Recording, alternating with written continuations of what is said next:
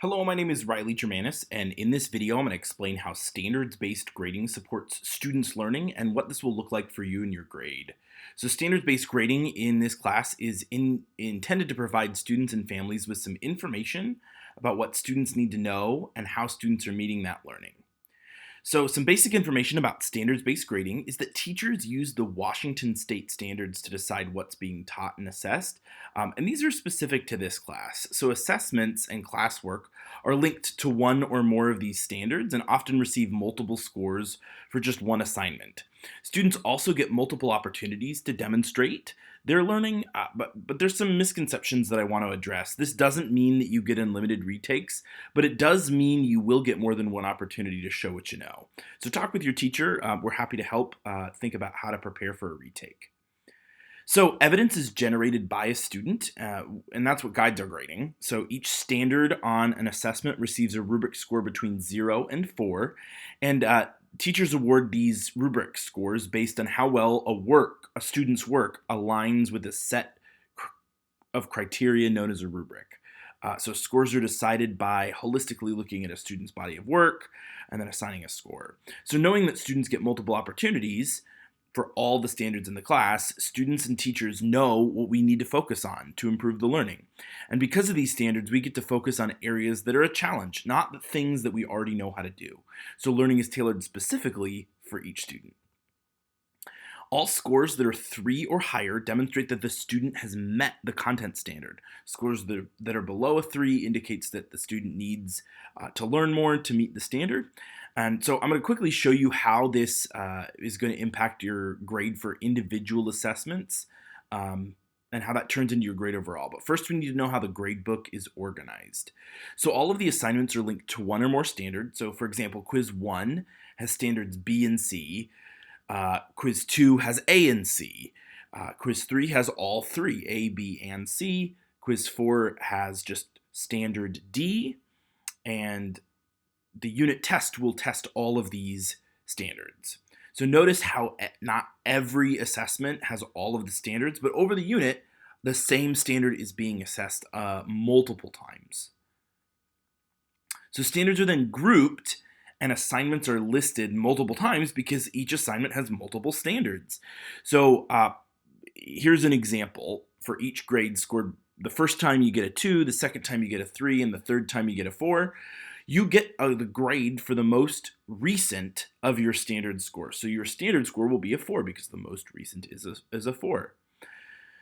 Notice that for this class, you now have 4 different standards grades. So in standard B, the most recent was a 2, so you get a 2 even if that's lower because it's the most recent. And now you have your all 4. This would probably mean you want to focus your attention on standard B and C because that's where you can get the most growth by showing your understanding for those standards again. So take some time to relearn and then reassess those standards. Also, notice that standards A and B in this example have the same scores but in different order. So the most recent score is reflected for the overall standard grade because your grade should reflect your current knowledge, not what you knew in the past. So that's hopefully a good thing because you're learning over time. Don't worry, there's always ways to improve if you're not happy. So let's see how these 4 major category scores convert into your overall class grade. So this might look a little confusing, but in the far left column, you will see all of the grades that will go into Skyward. So the 90, 80, 70, 60, and 50. And the way that you earn the 90% in Skyward is by showing that you've met the learning targets for 90% of the learning targets. And 50% of those have to be above a 4, and none of those can be a 0, 1. So you have to meet all 3 of those criteria to get a 90% in the grading category in Skyward. To get the 80% of the learning targets have to be a 3 or a 4, so meeting standard. And none of those can be a 0 or 1. Now, this is kind of cool because you get a bonus to get 70% in Skyward. You just need to meet 65% of the learning targets. So learning targets at a 3 or 4. To earn a 60% in Skyward, to pass the class, essentially, you need to learn about 50% of the learning targets at a level 3 or a 4. And if you have less than 50%, of them that are 3 or 4s, then you're going to get a 50% in Skyward because you really haven't learned the content of the class yet. And when you retake, then you can improve. So let's see a couple of examples of what that might look like for you.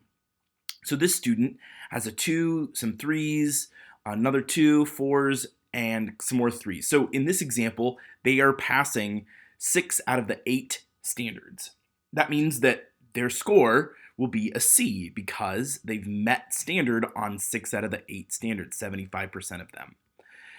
If they want to improve, they can just retake one standard. Notice that everything is exactly the same except for that first standard, and they can get an impact that is significant into their grade. So now you have a B.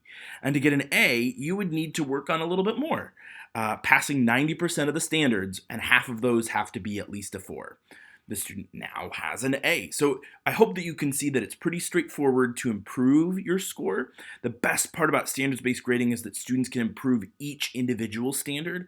And really the reason why we grade this way is to provide a clear picture about what's been learned and what needs to be learned. So me and your other teacher want you to improve. So talk with us. We're happy to help during Power Hour to get an example. So here's an example. We anticipate this first semester there's about 18 standards, and knowing this, to earn an A, you would need to pass 17 standards, and 9 of those standards have to be at least a 4, and none of them can be a 0 or 1. To earn a B, you have to pass 15 of those standards, and none of them can be 0s or 1s. To get a C, you need to pass at least 12 standards. A D, to pass the class, you need to get a 9 of those 18 standards. And if you have 8 or fewer standards, then you really haven't passed the class. Now, these are just examples to help guide you and your student to earn the grade that you want. So these examples might change. We might have more than 18 standards. We might have less than 18 standards. But this just gives you an overall picture. Please reach out to your teacher if you have any questions. I hope this video was helpful. Thanks so much for watching.